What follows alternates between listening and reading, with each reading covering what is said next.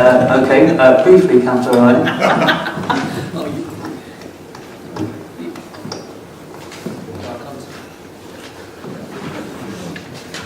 Yeah, briefly, you should be so lucky.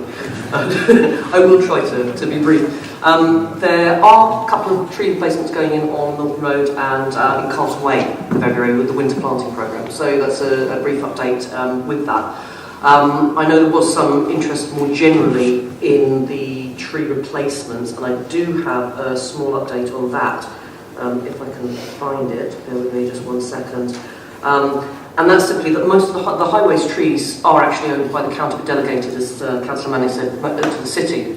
But over the years, the level of funding for the maintenance of the trees they own has been reduced gradually, which means that for highways trees, the city really only has funding for the kind of cyclical pruning and emergency works. It is actually very, very difficult within the funding that the city's given for these trees to fund replacement works. So I know we have got a meeting with the county next week about the funding for the highways trees and whether the cost of replacement is going to be included in that future funding.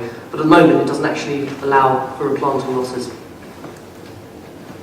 Okay, thank you for that brief report.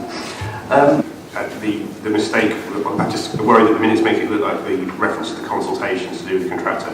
The mistake was to do with the ramping over. The contractor picked up a job that they shouldn't have done and ramped over when they were not supposed to be doing that necessarily. So that's that one. And in terms of the tree being a county tree, not a city tree, nobody knows why it's been lost in the mist of time. For some reason, that tree was never delegated to the city. Pay